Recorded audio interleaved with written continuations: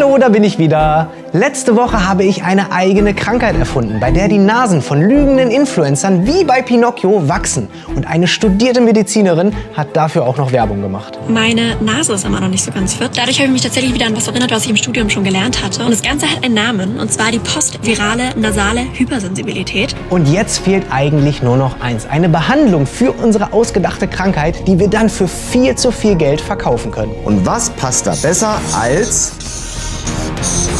ein Nasenspray? Da wird diese Geburtstagströte eingesteckt, das Ganze wird verklebt und fertig ist unser Produkt. So sieht das Meisterwerk aus und es funktioniert einwandfrei. Ich nutze es täglich für ein paar Minuten. Mir gefällt vor allem, dass ich meine Atmung bewusster wahrnehme und besser kontrollieren kann.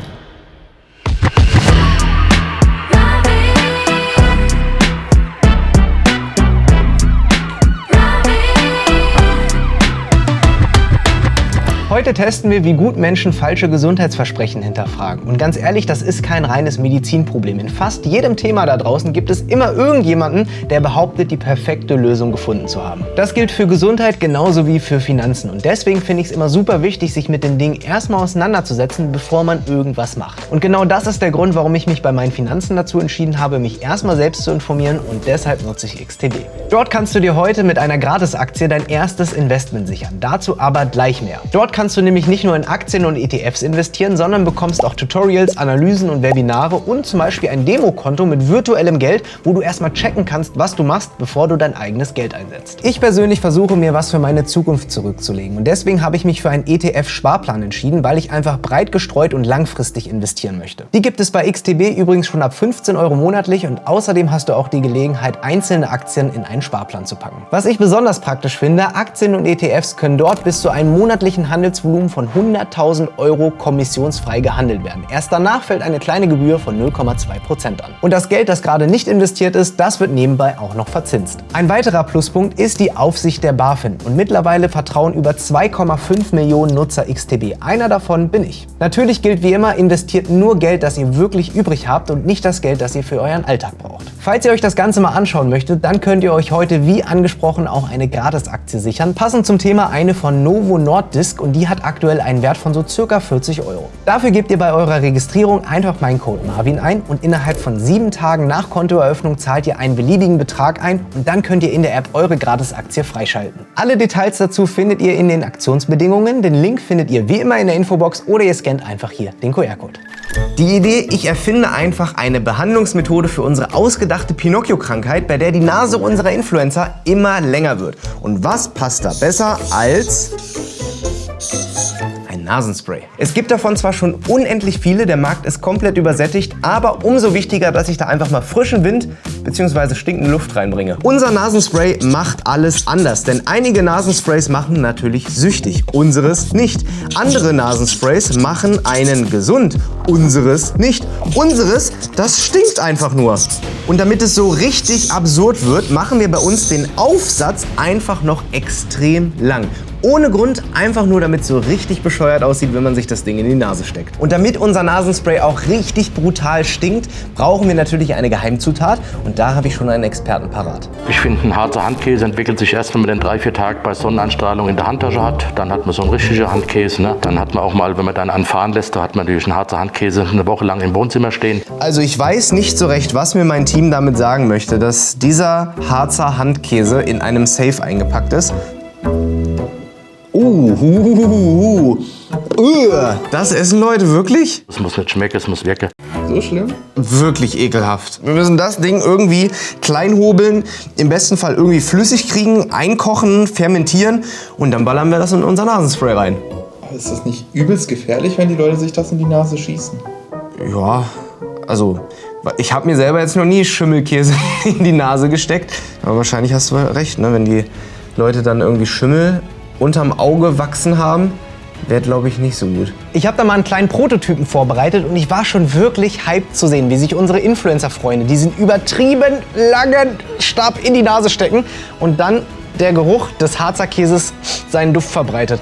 Aber wir können natürlich nicht riskieren, dass die Influencer bleibende Schäden von diesem Produkt davontragen. Wir starten also wieder bei Null und ich habe schon einen Plan B im Hinterkopf. Ich denke, wenn ein Nasenspray nicht funktioniert, können wir ja zumindest was in die Richtung machen, so eine Art Nasenstick. Das gibt es ja zum Beispiel als Mentholstick, dass man sich das einfach an die Nase hält.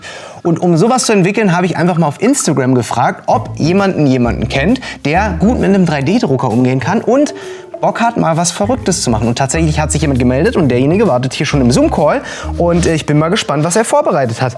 Hi, ich bin Marvin. Hallo, ich auch. Erzähl uns doch gerne mal, was du gezaubert hast. Ich hatte noch eine etwas andere Idee, quasi ohne Wirkstoff, ohne Geruchsstoff, also quasi eine idiotensichere Sache. Dafür habe ich auf meinem Schreibtisch so eine alte Tröte von meinem Geburtstag gefunden. Diese Tröte muss man nur irgendwie natürlich verstecken und das Ganze kann man in einer 3D-Modelliersoftware modellieren. Wie in Paint, nur halt mit einer dritten Dimension. Und das Designte kann man im Nachhinein mit einem 3D-Drucker ausdrucken. Das ist aber so, dass man bei diesen Teilen sieht, dass sie offensichtlich 3D gedruckt sind. Im Nachgang haben wir das fertige optimierte Teil noch einmal aus Kunstharz gedruckt. Das ist deutlich präziser. Da wird diese Geburtstagströte eingesteckt, das Ganze wird verklebt und fertig ist unser Produkt. Genau, und für das fertige Produkt benötigen wir natürlich auch noch eine Verpackung. Die haben wir auch designt und 3D gedruckt. Das Ganze wird dann so verschlossen und das Ganze wird in einen Karton eingeschoben. Einfach, damit man auch ein schönes Feeling beim Auspacken hat. Also ich bin wirklich schwer beeindruckt, was du da gezaubert hast. Wir haben jetzt nicht nur ein Produkt, sondern sogar noch eine richtige Verpackung, die nahtlos daran anschließt. Ich frage mich die ganze Zeit nur, was um Himmels Willen soll ich den Influencern erzählen, warum sie das bewerben sollen? Da wirst du dir bestimmt was einfallen lassen.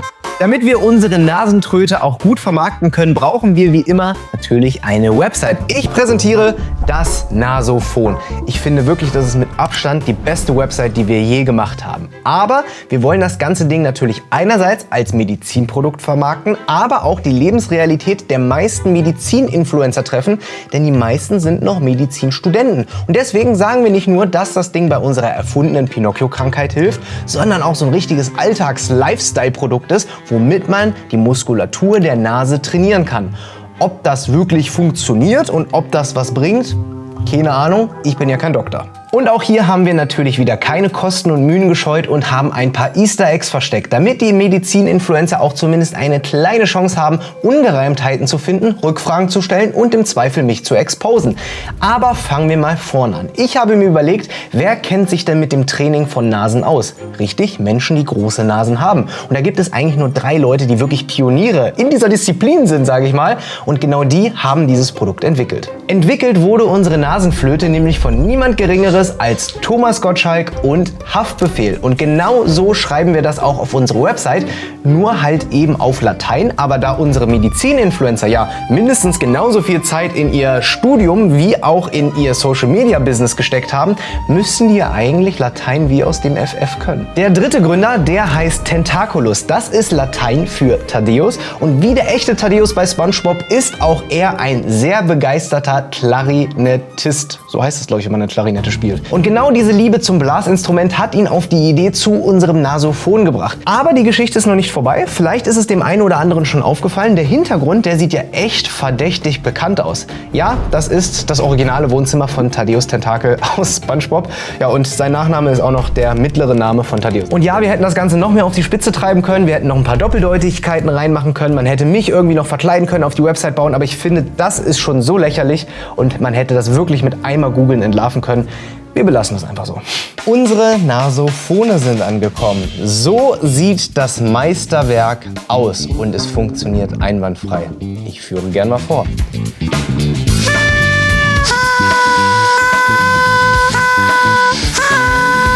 Toll, oder?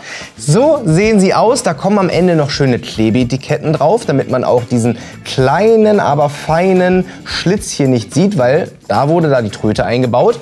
Dafür haben wir uns auch nicht lumpen lassen und haben ebenfalls bei Marvin uns solche tollen Verpackungen drucken lassen. Das heißt, richtig professionell sieht das aus.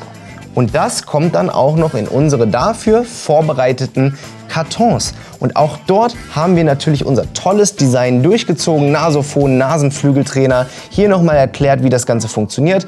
100% wirkstofffrei, unterstützt und stärkt die Nasenmuskulatur. Und auch hier steht drauf, dass das interdisziplinäre Team aus Wissenschaft und Design von Thaddeus Tentakel, Haftbefehl und Thomas Gottschalk das entwickelt hat und die Lösung für die gezielte Unterstützung der Nasenatmung herbeiführt. Oder so. Naja, auf jeden Fall haben wir da ziemlich viel Klamauk drauf geschrieben. Ich falte das Ding jetzt mal zusammen. Dann kommt hier unser Designwunder so rein.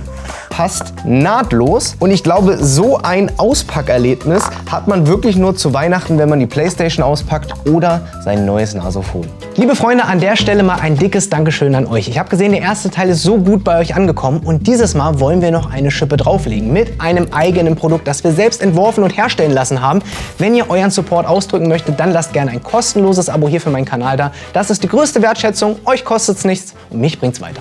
In den letzten Tagen haben wir wirklich einige Anfragen rausgeschickt an Medizininfluencer, ob sie nicht Werbung für unsere Nasentröte machen würden. Und die meisten haben gar nicht erst geantwortet. Aber zum Beispiel Wilhelm Ermler, der hat sich das Ganze zuschicken lassen, hat es getestet und hat dann abgesagt. Also Chapeau, es gibt in der Medizininfluencer-Bubble scheinbar noch einige Creator, die wirklich moralische Standards haben und sich zumindest ein bisschen damit auseinandersetzen, was sie dort überhaupt bewerben sollen. Aber ich sag mal so, es gibt auch einige Medizininfluencer, die sind gar kein Arzt und haben demnach auch keinen Eid geschworen.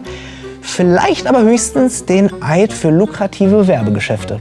Das ist Dima-Kreis. Früher war er Profi-Basketballer, dann wurde er Physiotherapeut. Und heute erklärt er über 700.000 Menschen auf Instagram und in seiner eigenen Health Academy, wie man fit und gesund bleibt. Klingt erstmal ziemlich cool, aber manche seiner Tipps sind schon ein bisschen komisch. Vor allem, wenn er dabei zufällig seine eigenen Produkte bewirbt. Zum Beispiel sein Kollagen. Foodwatch sagt allerdings, seine Gesundheitsversprechen seien illegal. Trotzdem verkauft Dima in seinem Shop Mitgliedschaften in einer exklusiven Motivations-WhatsApp-Gruppe. Porsche Panamera! Die Gruppe ist das Geilste! Und obendrein darf man ihm dann gegen Geld beim Sportmachen zuschauen. Dabei sollte doch gerade er als Physiotherapeut doch eigentlich wissen, dass man in einem Zoom-Call gar nicht richtig sehen kann, welche Voraussetzungen jemand mitbringt oder ob die Übung überhaupt richtig gemacht wird. Naja, dann hat er wenigstens zukünftig neue Patienten. Tief einatmen. Und nochmal ganz tief. Da frag sogar ich mich, will Dima wirklich, dass seine Follower gesund bleiben? Oder geht es ihm vielleicht vielmehr darum, dass sein Konto weiterhin schön fit und beweglich bleibt?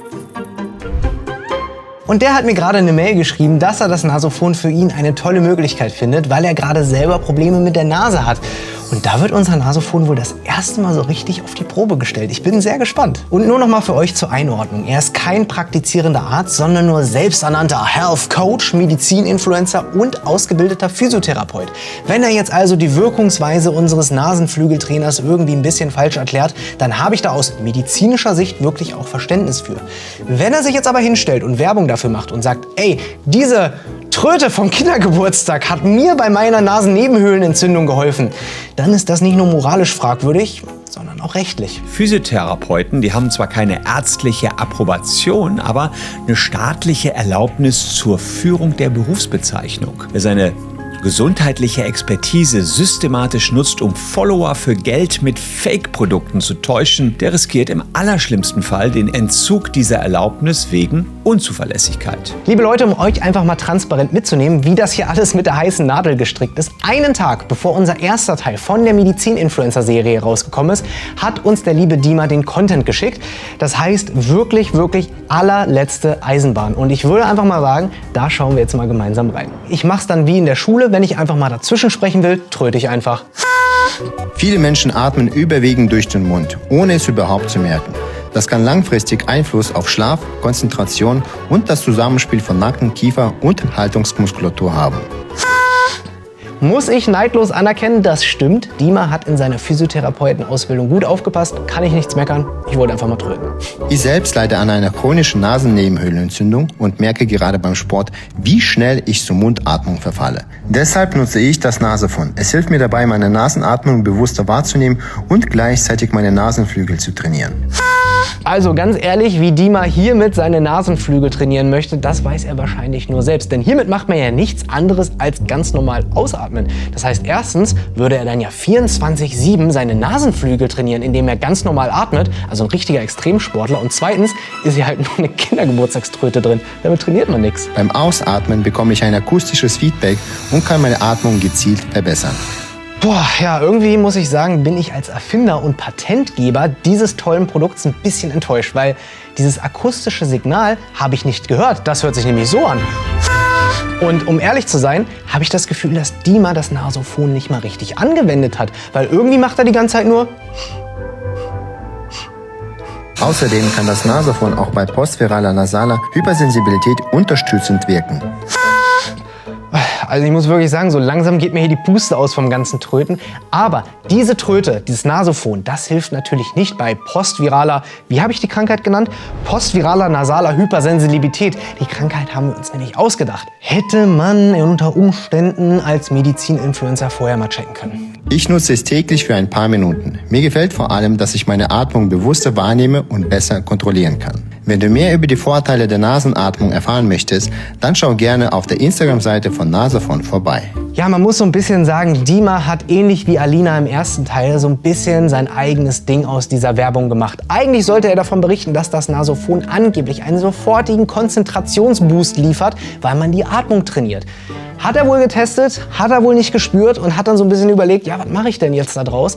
Und hat dann einfach gesagt, dass er das Ding schon länger benutzt und es ihm auch bei seinen chronischen Nasennebenhöhlenentzündungen helfen sollte. Ich selbst leide an einer chronischen Nasennebenhöhlenentzündung und merke gerade beim Sport, wie schnell ich zur Mundatmung verfalle. Deshalb nutze ich das Nasophon. Das ist nicht nur gelogen, weil das Ding einfach nichts kann, sondern das ist auch noch saugefährlich. Da sei hier explizit behauptet, das Gerät würde bei einer völlig frei erfundenen Krankheit wie PVNH helfen, treibt die rechtliche Täuschung natürlich auf die Spitze. Er verlässt damit den Bereich der werblichen Übertreibung und begeht einfach eine handfeste Irreführung. Das ist nicht nur wettbewerbsrechtlich unzulässig, sondern grenzt an strafrechtlichen Betrug gegenüber den Käufern, die auf seine Expertise vertrauen und dann Geld für ein völlig nutzloses Plastikteil ausgeben. Also so langsam frage ich mich wirklich, wie weit würden Medizininfluencer für Geld gehen? Es ist ja mittlerweile so weit, dass sie sich Heilversprechen für unsere Produkte ausdenken und das sollten sie doch eigentlich trotz Medizinstudium oder wie in diesem Fall eine Physiotherapeutenausbildung eigentlich wissen, dass das moralisch ziemlich fragwürdig ist. Aber ich stelle mir natürlich die Frage, würden sie noch weitergehen? Würden sie vielleicht sogar für ein Medikament Werbung machen und nicht nur für so ein olles Plastikteil, wo man mal reinpustet und das die Konzentration verbessern soll, sondern wirklich für ein Medikament mit Heilversprechen, das auf der Packung sagt, das macht dich gesund? Das wäre schon ziemlich krank. Krank wäre es auch, wenn jemand sich 2 komplett verschiedene Produkte ausdenkt. Mit Verpackung, mit Instagram, mit Website und allem drum und dran. Das macht doch keiner, oder? Na doch, wir haben das gemacht. Nächste Woche geht's weiter. Ich muss schon lachen, weil ich dieses Bild hier im Hinterkopf habe. Das hier sind unsere Gründer und Experten. Und jetzt kommt unsere Geheimzutat. Das ist am Ende das Pulver, das die gesamte Wanne in ein Schleimbad verwandeln wird. Schreibt einfach noch Selfcare. More handmade and vegan.